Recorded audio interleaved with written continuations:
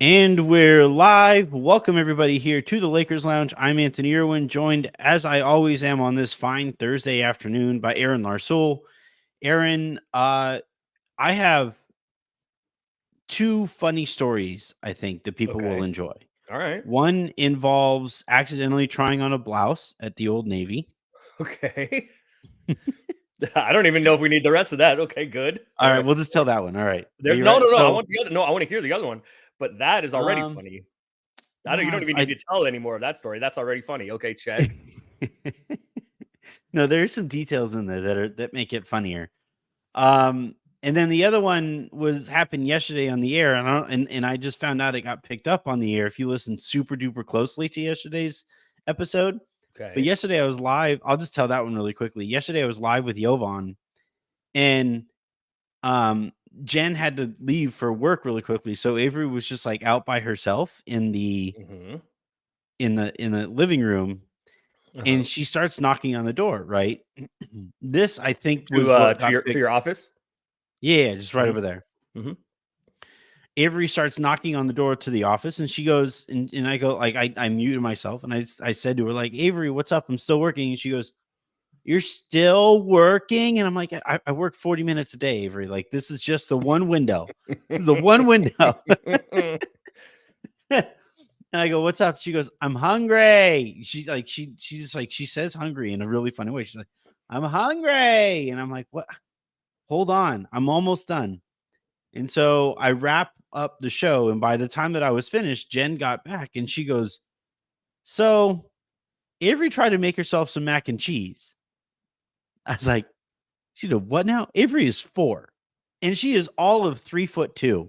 Out the box, the craft out the box.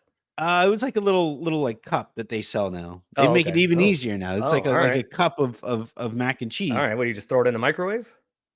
Yeah, basic. Well, you add water and you throw it in the Okay. microwave. Okay. Avery can't reach How the many? microwave I was gonna though. say, how many of these steps did she get? she, got, she got one step. She Okay. opened it and Oh, all right. she was trying to eat the mac and cheese. I mean, when she said she was hungry, she was not kidding. Apparently. So that was the lesser of the two stories. I'll save the Oh wait, blouse story for the what's end of his the name is show. going to be upset though that we've now mentioned your daughter again. Less than Oh 2 minutes man. into the show, he's going to be upset. I hope that person is okay. And but I will save, and I'm going to tease this because I'm a Okay, professional podcaster. clearly. I'm going to tease the blouse story for the end of the show. That's what I'm going to do. Hmm. Between now and then, you and I are going to talk about all kinds of stuff. I want to talk to you about the wing rotation. I Okay. want to talk to you about the Lakers' current identity and Okay. what it might mean for Gabe Vincent if he ever comes back. Um, I want to talk to you about D'Angelo Russell and Zach LaVine, as those rumors just will not die. And but I want to start in a very You came important. full on. I listened to you came full slander. You came with the full D'Lo slander. I listened when What when slander? you were talking with Harrison. I listened to your show with Harrison the other day, and you came with the full slander. You just don't like you do not like the cut of his jib. I what? The way in which he conducts an offense or does not conduct an offense. I mean, that's not ideal. I Okay, don't, see, you know. that's what I'm saying. You went full slander. Well, you sound like you disagreed. Um, yeah, because D'Lo is not there to be Chris Paul, to be John Stockton, to be whatever. Hmm.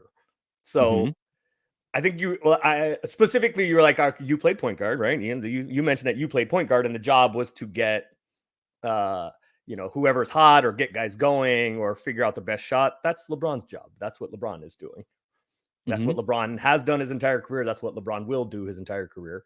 The reason why D'Lo is not uniquely qualified, but it is the archetype of point guard you want with Hmm. LeBron is because he's a shooter, right? He can handle, he can operate in the pick and roll, but he's a shooter.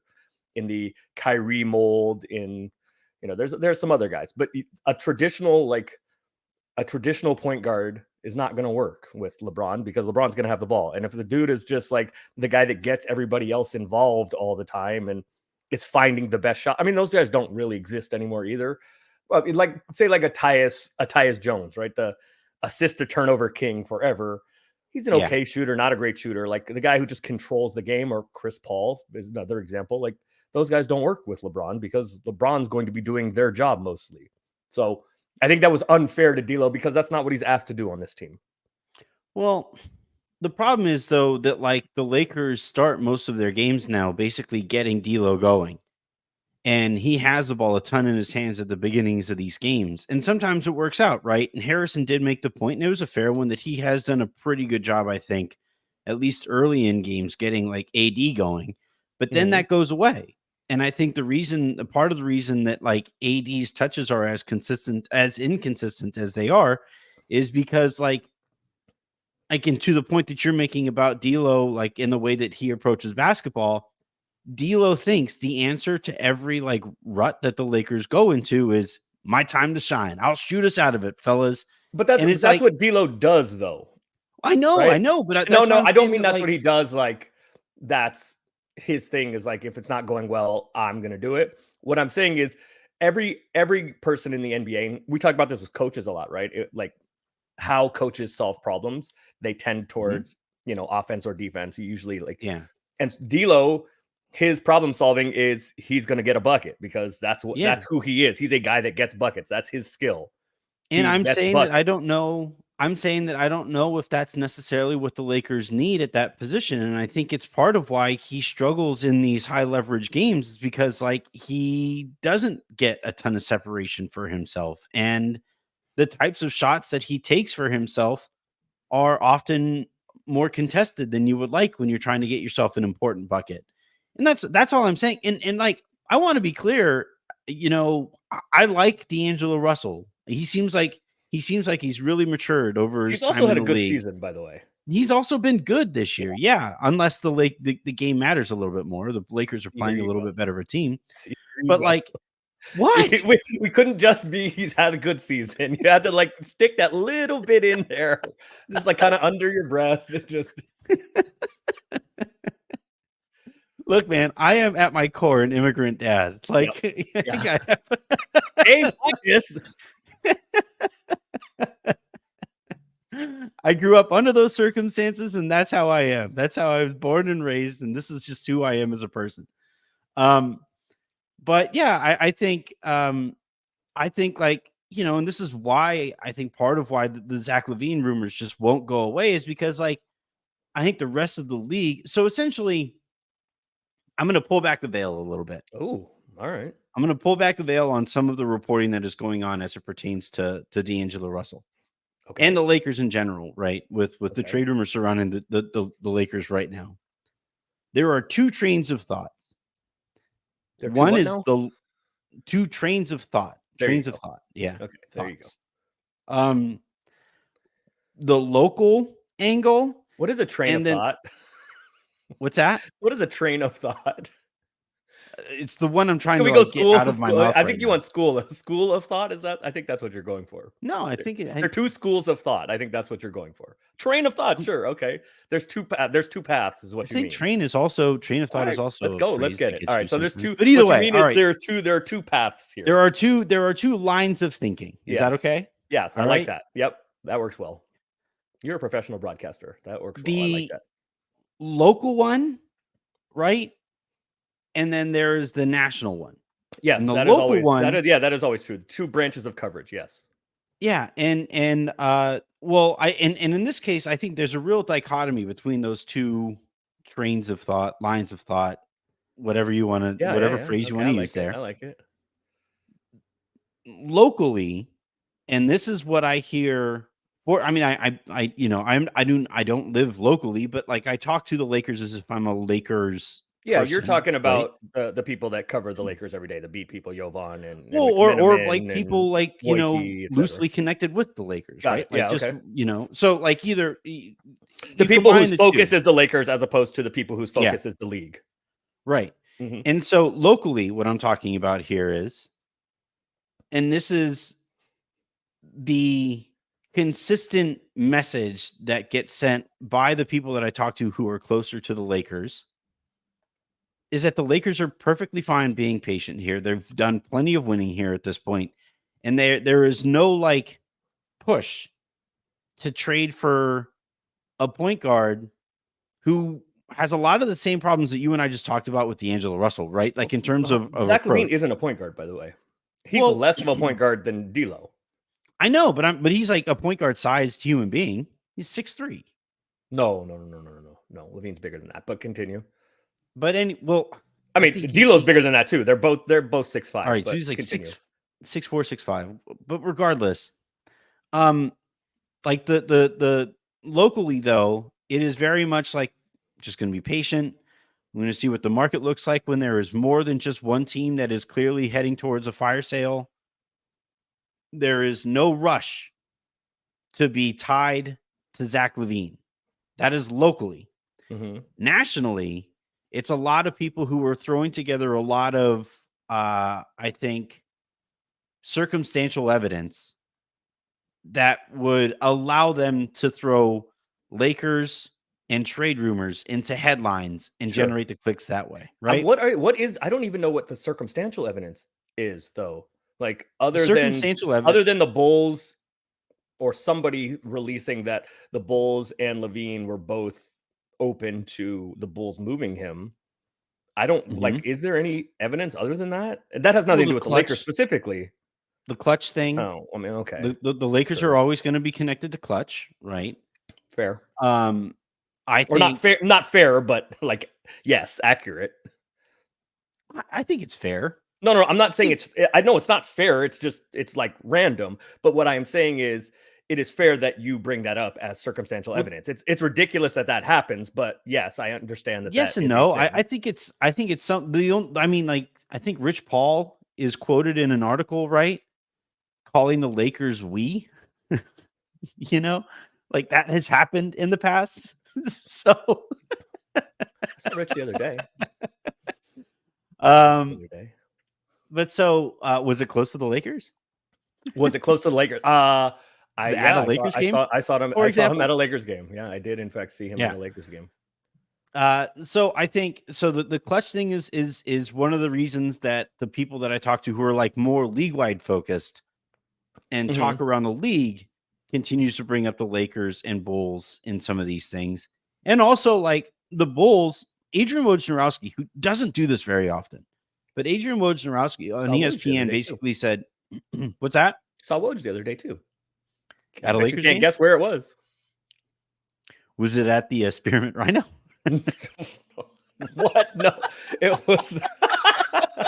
It was at a Lakers game, shockingly, on Tuesday.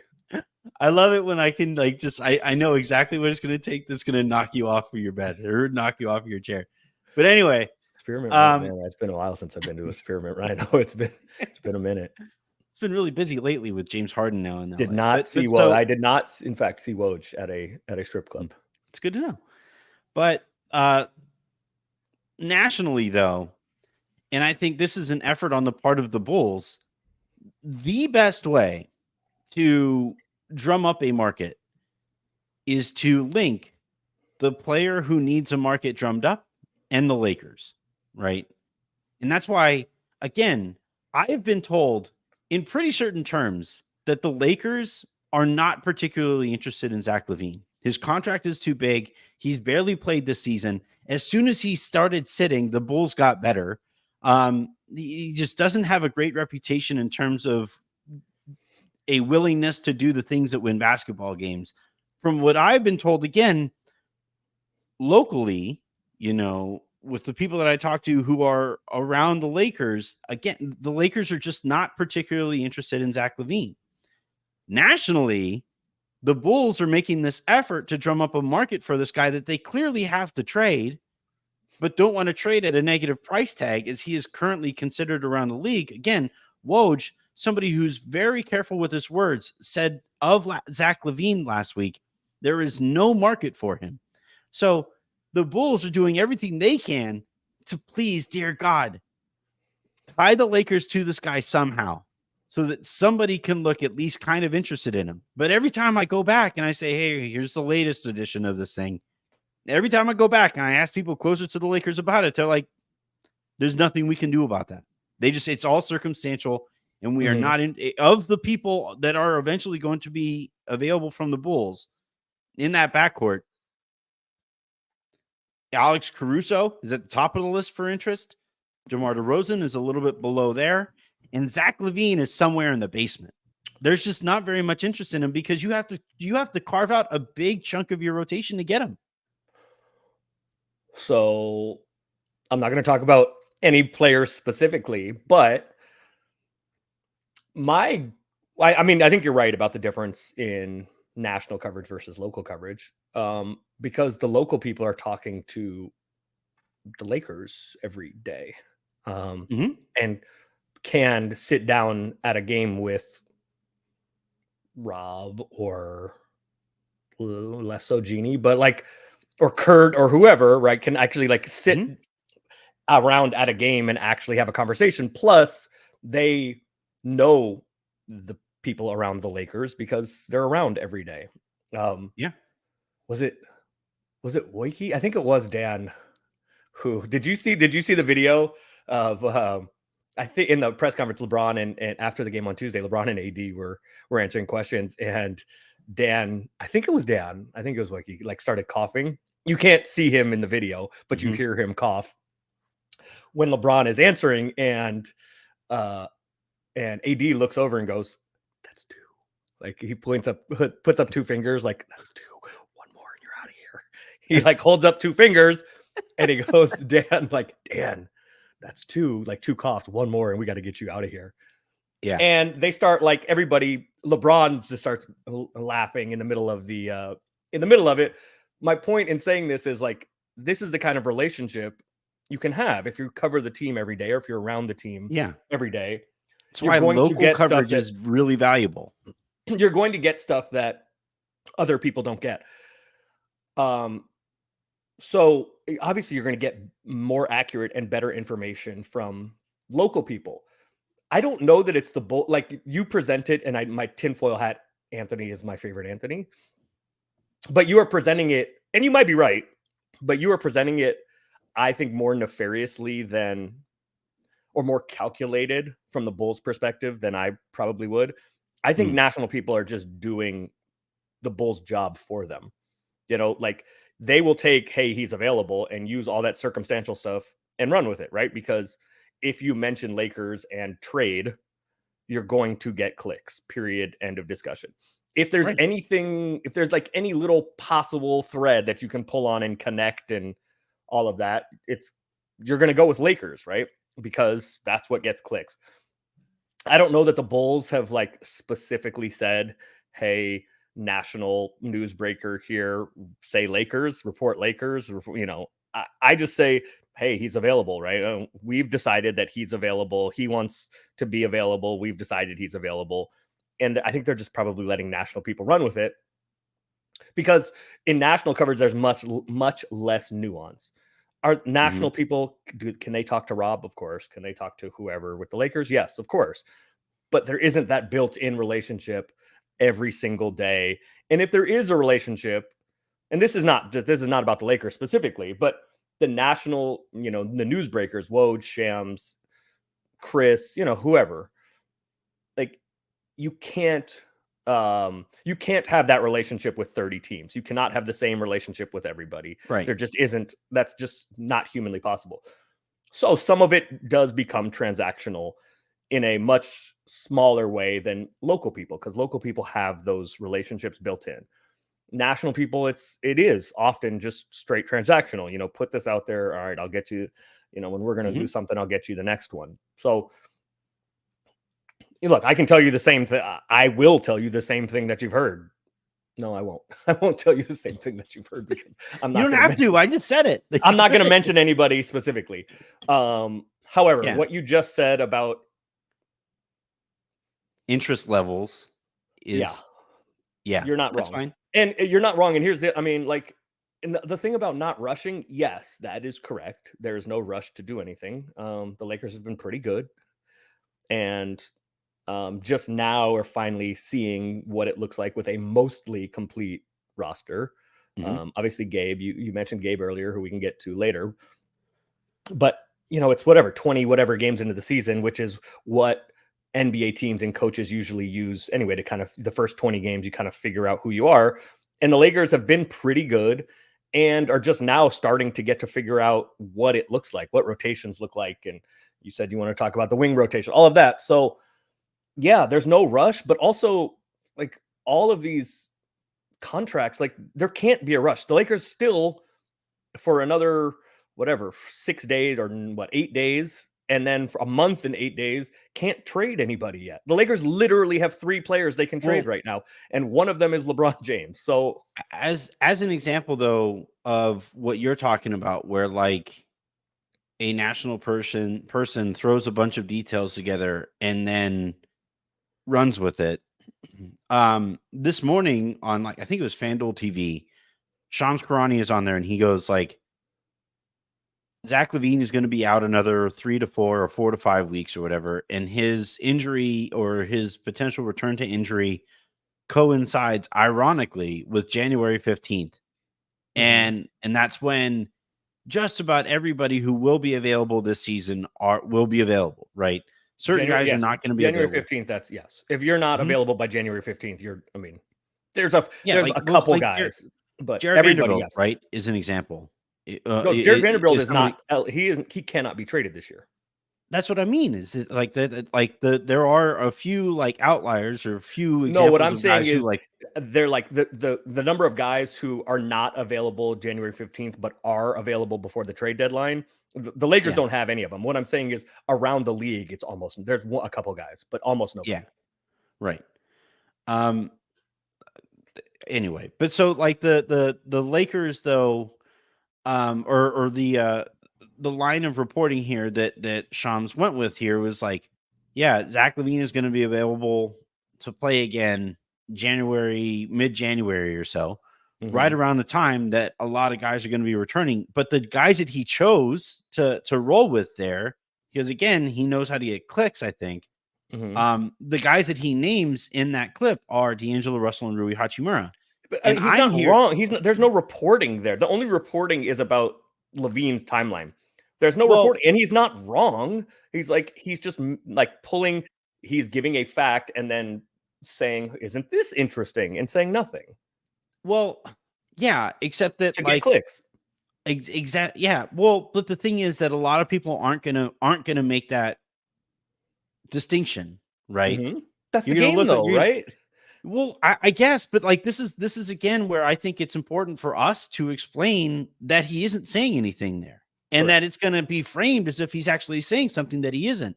And I want to be clear in saying that he isn't saying anything because I know that the Lakers aren't interested in Zach LaVine. Like that's the part of it that I think needs to be repeated is that the Lakers are not Attaboy. interested in Zach LaVine. Like, Attaboy. why Preach would the anybody? gospel, brother. Attaboy. I think that, but that's why I wanted to pull back the veil a little bit and try to inform some people on what's going on there, either in the reporting, the framing of it, and then most importantly, the aggregating of that, where you see all of these stupid Twitter accounts that exist just to throw stuff out there that like is disingenuously presented. You see all of that stuff, and you see millions and millions and millions of impressions of people who aren't as informed on this stuff as maybe you and I might be. And I'm going to sit here and say the Lakers aren't interested in that guy. Can we stop this? Like, because I've been told in pretty certain terms that is not the of all of the Bulls there. The Zach LaVine it ranks pretty damn low on the list of desirable players for the Lakers. Hennessy, excuse me, unnamed cognac is delicious. Well, let me ask a further question though. Like you're right, it is like Shams has said nothing there, right? And some people don't know, and there are Twitter accounts that exist like solely just to get impressions to parrot what some of the top ranked newsbreakers have said, just repackage it and put it back out, or say Sham said, or Woj said, or Chris said, or or sometimes they just linked a reporter to it, even though the reporter didn't say those. Sure. Things. Yeah. I guess so. And you said there's plenty of people that are maybe not as educated on such things, or maybe not as aware as you are or I am on such things. But I guess my follow-up question is like, so what? I Well, don't like what is the damage done? What Sham says or what Woj says that may get clicks and get, a million people on Twitter account X to Twitter account X is funny. A random Twitter account that is solely Yeah. there to, to put rumors, unsubstantiated stuff just to get impressions and clicks and such. That's not going to influence what the Lakers do. So I guess who cares? Let them make you have a thing about like journalistic integrity more than I do. I just don't care that much. But other than like it's disingenuous, and you're right, and it's intellectually dishonest, and you're right. Like, I don't know. So I don't know. Let people make their money. Go ahead, make your bread. However, you're not really harming anybody other than like you're being intellectually dishonest and disingenuous. Like, so what? Well, I mean, like that's where like one of the few places that like this is why, man, this is a tangent that people aren't going to really care about. But like the reason that I do bring up journalism and journalistic ethics and stuff like that as often as I do is because sports is one of the low stakes places that we can practice those things. And I don't look. I am not trying to get like political news from Shams or what. No, for sure. But what I'm saying though is that like media literacy is a real problem in this country and a real problem worldwide, and we are all stuck in our little bubbles or whatever. And part of the reason that we are in that like in the spot that we find ourselves, where George Santos is making thousands and thousands and thousands of dollars off of Cameo for being such an incredible liar in Congress that he got booted. You know how bad you have to be at lying to stick out from that bunch? Like, you know how bad you have to be at it for those people to be like, all right, that is a step too far. Like, wait a second. Hey, wait a second now. So what for you us said? to be Hey, like, wait a second now. So like, this is why I do kind of, harp on if not journalism, because like you said, like I don't think Shams did anything wrong there. He was just giving out, again, some circumstantial details that add to the report that are going to make it more packageable for those accounts that prey on everybody's lack of media literacy. That's the part of it that, like, knowing what I know about this stuff, I do wish that we could practice this stuff a little bit better with some of these low stakes spots, so that eventually when it is something information that is more important, we're a little bit better at just the distinctions and the details that are worth noting. Brother. You're right. You're You're objectively right, but I'm still going to sit here and I'm going to whine about it. That's fine. You like whining. You like finding stuff to whine about. That's fine. You're wrong about the in-season tournament. I was wrong. You know what I'm not wrong? You know what I'm not wrong about? You know what I'm not wrong about? This. What? Look at this thing. What the hell? Yeah, no, it's awful. No, again, it's awful. You're right. Right. I just showed a picture of the in-season tournament taken from the NBA's own official account, and they're like patting themselves on the back. The courts like, mostly suck. The courts mostly suck. The courts mostly suck. Some of them are fine, especially the red ones. The courts mostly suck. So what? Who cares? You do. So what? Who cares what the courts look like? Aaron, you're the only person, and the NBA is the only entity that is saying to everybody, after years and years and years and decades and decades and decades of marketing being important and branding being important. Are you upset that the NBA has requested that the Lakers wear the gold uniforms tonight? I don't think it's great that your court makes it so that a team cannot wear their uniforms. I don't think that's a good thing. No. It just doesn't matter. It just doesn't matter. Anyway, I was wrong. You're wrong about the in-season tournament. I was wrong about it because I went into the year quite skeptical and didn't think. And maybe it's because the Lakers are 5-0 in season tournament games that I'm kind of like, this is kind of cool. Maybe it's a little confirmation bias or not. If they win it, man, I'm going to say the thing is the most important cup. You can make an argument that it's more important than like the championships the Celtics won before black players were allowed. I said this. I think it was on All Access Lakers a couple days ago when you and True were on. I believe I said it then, but do you think there's going to be like some sort of conversion rate for Twitter trolls? There's going to be like in-season tournament cups, like some kind of conversion rate to real championships.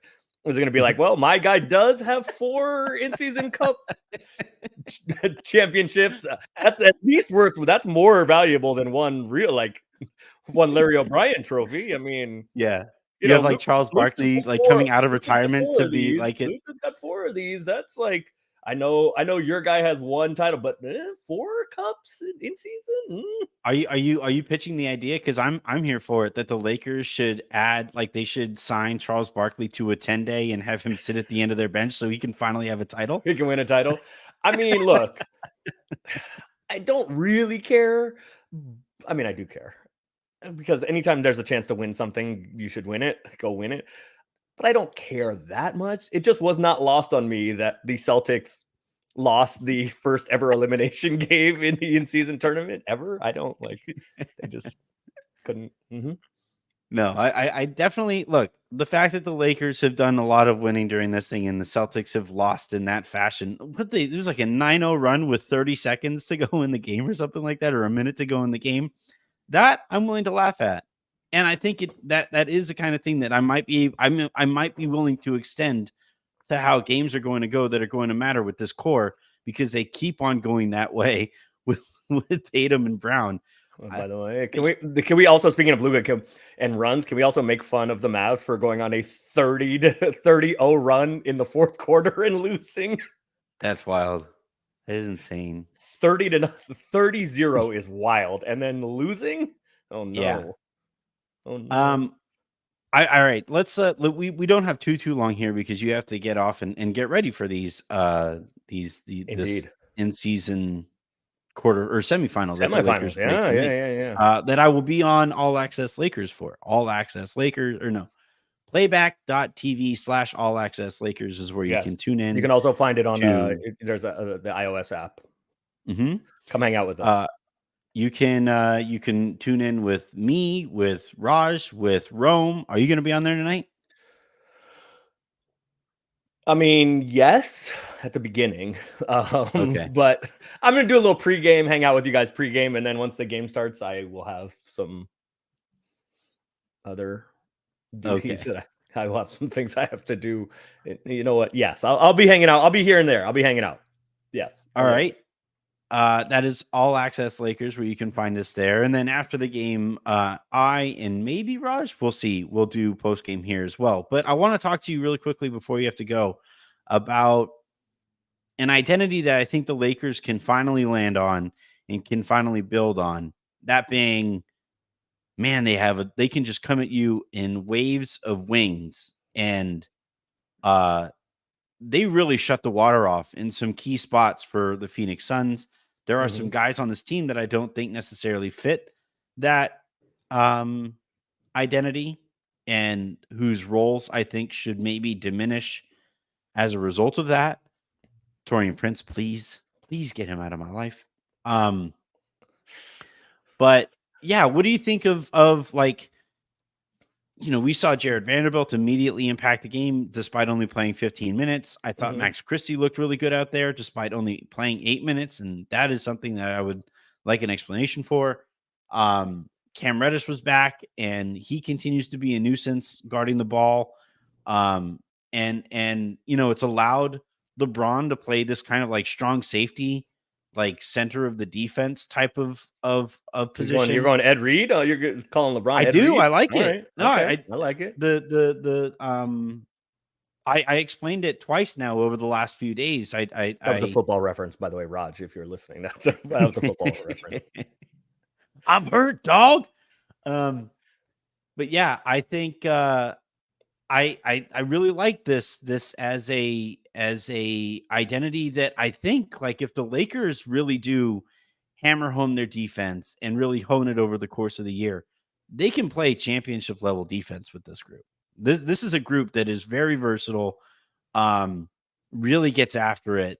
And yeah, the shooting I think is going to be an issue with some of those combinations, But if you can defend the way that the Lakers can defend and then leverage that into some transition opportunities as well, and it allows LeBron to be a little less taxed on defense while being just as impactful, playing that kind of like free safety role.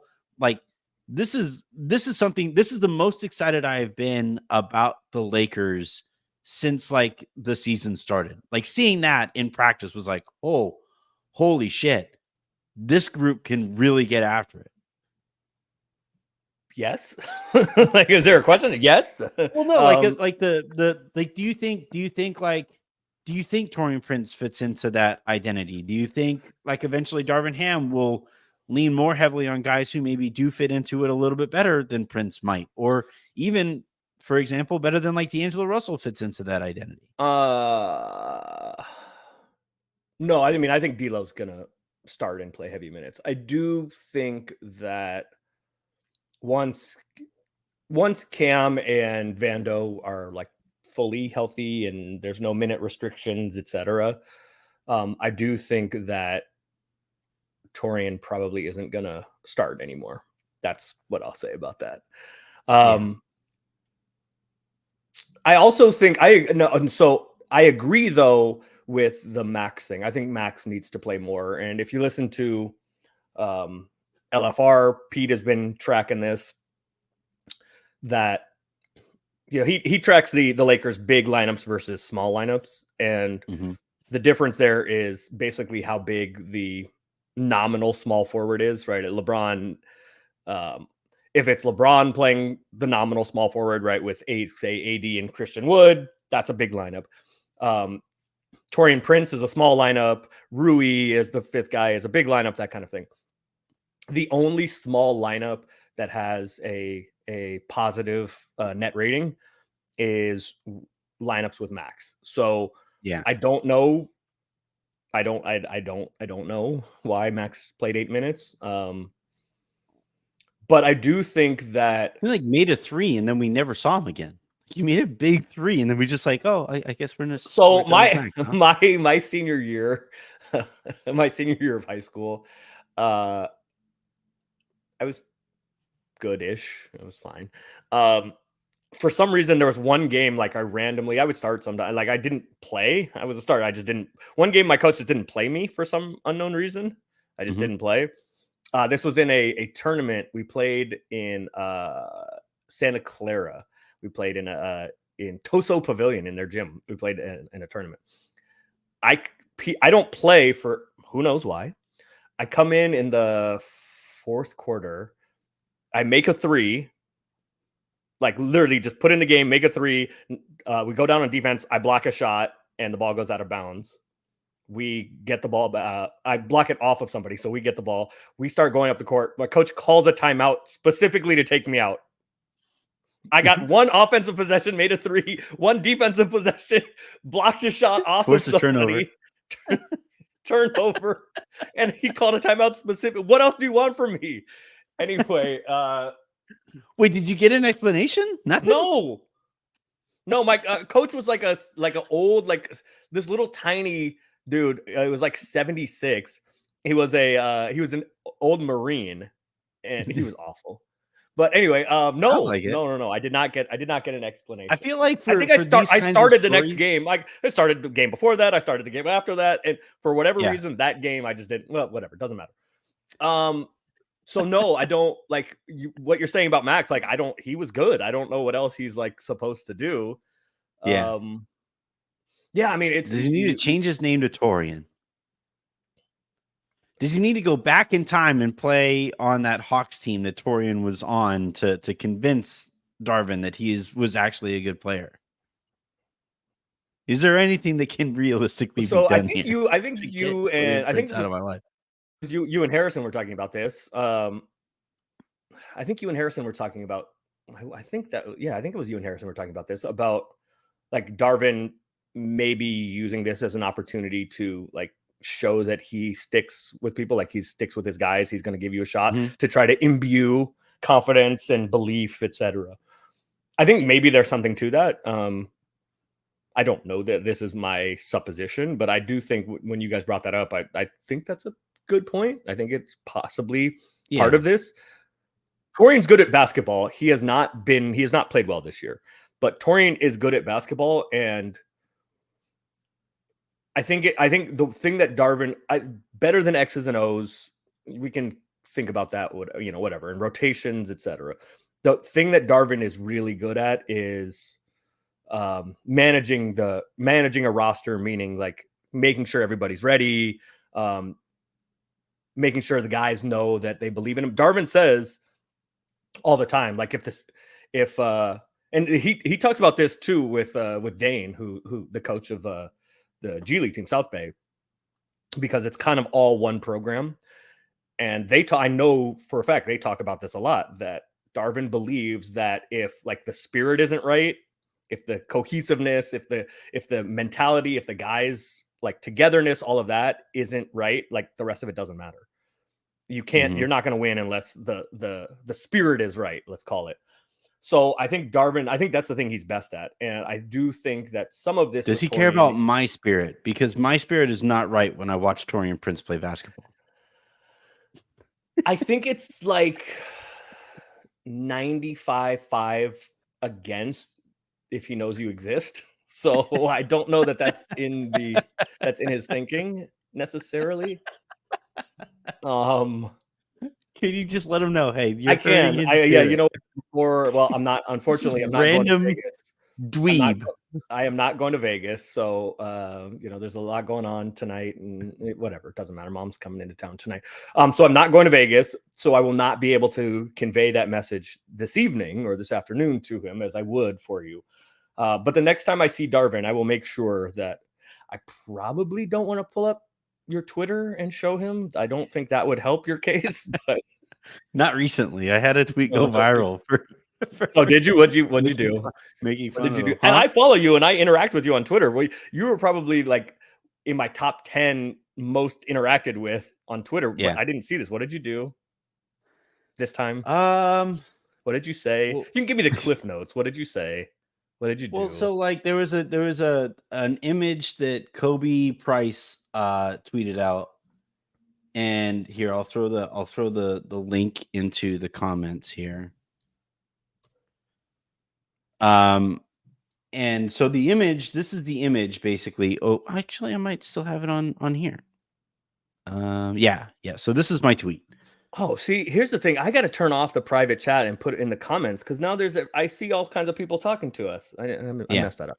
But this is I threw the image up of the tweet that I sent here on video so that you guys can see it on YouTube. Yeah, right. Darvin Ham asks for 2 seconds after entering the conference room. Oh my God, what a game! Ham joked, funny moment.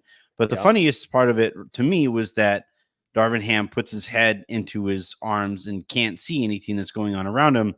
And I said, actually, that's kind of how he coaches. And so now I wouldn't show. If the point is to get him to care about my spirit, maybe don't show him that one. You know what? Let's not even try to get him to care about my spirit because I have not been very no, I don't know that I'm in that good enough standing with him for that. I don't. You know what? No. Hey, this guy. No. Yeah. Don't you do a show with him like every week? No. I just quit today. I just quit. This is I'm just trying to get a Christmas miracle. I'm trying to do my one solid, get in the Christmas spirit, do my one solid. I don't know this dude at all. When we started this, Anthony lied and said he was a Make-A-Wish candidate, and I just kept rolling with it. All right. That I think is going to be where we end this thing because you have to run off and take care.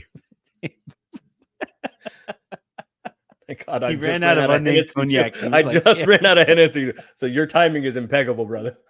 A reminder though to everybody, if you want to watch the game with me tonight, here on Al Gore's internet, you can do so at playback.tv/All Access Lakers or on the app that they have developed there. We always have a really good time. The last time that we got together, I was literally cry laughing because Rui Hachimura showed off his hand, and there was like what appeared to be henna tattoos on his hand. Oh yeah, with the when he And had the left with the left, yeah. yeah, and we were just running with the idea and the image of Rui Hachimura like eating cotton candy at like the Santa Monica Pier and getting henna tattoos right before the game. So, That is you're funny. gonna want to tune into that, and then after the game, we will be right back here in the lounge to break down what we saw as it unfolds as the Lakers play tonight in Vegas against the New Orleans Pelicans. And it's a fun matchup. It's a two really wing heavy teams, Yep. two kind of dominant in their own way interior presences. I think LeBron is really going to be the separator here between the two. It's going to be between the interesting two who checks Zion. I think that's going to be. It's going to be. I Yeah. think that's going to be interesting. I mean, it's probably LeBron. That might be the time LeBron's got to. I also Probably like LeBron. I'd try Rui on him for some stretches as well. Oh, I would too. I just mean among the starters. Yeah, no, I think it's LeBron and Rui are your two best options. Jackson maybe a little bit. I mean, obviously AD is fantastic, but if you Valanciunas will just destroy people on the offensive glass. So you got to have. I think AD has to handle that because he will just bury you on the offensive glass if you don't have somebody like sized on him. Oh shoot, Carlo, good job. Yes, you did. Yeah, you did. Yeah, you did. All right. And by the way, Carlo, thank you you said something very nice. Our two faves. So I wanted to say what's up. I was gonna join the chat and respond to that, but then it's made me like connect YouTube. Carlo is a VIP subscriber. Love it. And we need more of those so that we can do those happy hour shows that I promised everybody. So hit that VIP thing, and then you can actually join me on the show when we do those shows. But anyway, what's up, Carlo? Okay, so the story, really quickly, we were going to a party this last weekend, and the theme of the party was plaid. And I had a sport coat that I was going to wear that is plaid, but I didn't have like a collared shirt that I wanted to wear that would go. Fancy. What kind of party is this? It's quite fancy. You're wearing a blazer to a nice neighborhood. All right. Yeah. Okay. Yeah. And it's been cool. Like the nice thing about living where I live is that like it's cool enough in the fall to like, this is in your subdivision that this party is. Yeah, this is just right down the street. So it's a neighbor's party. Okay. All right. Mm-hmm. Yeah. So everybody gets all dolled up. You ain't go over to the brother's house. You're always playing dominoes though. No, that's not this party. That's not this house. Not that one. Yeah, right. No, I went to another party across the street at that house too. The previous weekend didn't wear a blazer. They mess with you. They mess with you about was it somebody's name? They mess with you. My name, yeah. My name, yeah. All right. So I was shopping really quickly to go see if we can find if I could find a plaid shirt that would go with the blazer that I was going to wear. And I go into Old Navy, and there was one that would like the color wise looked exactly what I was looking for. It was like a tan and white, like kind of a thing. My blazer is brown and navy blue. So I was like, okay, I'm going to try this on. So I go into the fitting room, and the first thing I notice as I'm putting my sleeves in, like it is this tight. Like it is just very, very tight on the arms. And I'm like, that's a little weird. And so I slide on the other one. And I'm like, I want to know what size you pulled. What size are you in blouse? I think I got that one was an XL. Okay. Which I usually like if I'm shopping at an Old Navy or like somewhere that is like young people wear, I always go up a size because everybody's stuff is very, very slim. Yeah. So I put it on, and like so it was super tight on my arms, but then it was like really kind of fluffy in my chest area, and it was super short. Okay. Like torso, thank you. Yeah. But it was super short. It went up to like my, like just south of my belly. Are you showing a little midriff? you got your belly. You got your belly button out, you little freak. You got a belly chain on and a belly button piercing. Okay, I see you. Go ahead. Well, I was wearing an undershirt, so it didn't look too terrible. Well, it looked terrible, but like it could have looked way worse if I was actually showing belly button there. It would have been awful for everybody involved. I know. I kind of like it. I'm into it. I need to see this. So I'm like, I look in the mirror and I'm like, there is no way this is the way that this shirt should fit. And I take it off and I look, And on the back of like the tag thing there, it goes boyfriend's shirt or like his shirt. And so essentially, Old Navy made a whole bunch of shirts and put them in the guy section. Because when you walk into an Old Navy, if you go left, it's the guys section. You go right, it's the girls section. Yeah. So in the left section where guys' shirts are, they put a bunch of shirts that are for women that the boyfriend shirt that look like guys' shirts. So I walk out and I took off the shirt because nobody needed to see that on the outside of the thing. And I asked the lady, I was like, hey, I think somebody misplaced these shirts. Do you have this in a quadruple X? Yeah, right. I was like, man, it's the colors that I need. But no, I go like, I think somebody misplaced these shirts. They are in the wrong section because there was like a grip of them. There were like, it'd be one thing if it was like one shirt that was there that shouldn't have been there, but it was like a section of these shirts that should not have been over there. Purposeful. They seem purposeful. Yeah. And she goes, why? And I go, well, because these aren't guys' shirts. And she goes, what? And I go, that's the mistake I just made. You shouldn't be making this mistake. And so she goes, what? And I go, yeah, it says like his shirt, meaning that this is a shirt that girls would wear in the same way that they would wear, like, if I have a dress shirt, Jen used to wear my dress shirts, right? Still your hoodie. Yeah, right. So something like that. And she goes, oh, and on my on my way out of Old Navy, because like I didn't find anything else that I wanted to wear that was in my size or my gender. So like I was like walking out and I see this poor girl go and she yanks down a whole section of shirts. Yeah. She's just like, oh God, how did we make this mistake? Next time I see you, I demand you in a crop top. Next time I see you, you must be wearing a crop top. Dude, I'm telling you, it was like, so if you guys are watching on YouTube, you can see basically to like my chest, right? Yeah. And I'm telling you, the shirt went down only about 6 inches further from where you can see here. It was. I will bring you. Look, I will bring you to a Lakers game, and you can sit courtside with me if you'll do so in a crop top. No, it's not worth it. It's like that's how I'm going to introduce myself to Jeannie, right? Like, wearing a crop top. You have to have a belly chain too. I don't care if it goes through a piercing. You don't have to have a piercing, a belly button ring, but I do need a belly chain and a crop top. So yeah, you guys are left with the visual leaving this show of me showing off my whole tummy. Like you can just do. By the way, next week you can just do the show shirtless. Next Thursday, just Anthony shirtless. I've done a show shirtless. That has happened. All right, that has happened. Teaser for next week taking place. I'm not. No, it is not. I'm saying that. It's a tease. You're a professional broadcaster. Remember, you started the show with a tease. We end the show with a tease. All right. Yeah. Give the people what they want, Anthony. One nauseating tease. We'll talk to everybody tonight after the game.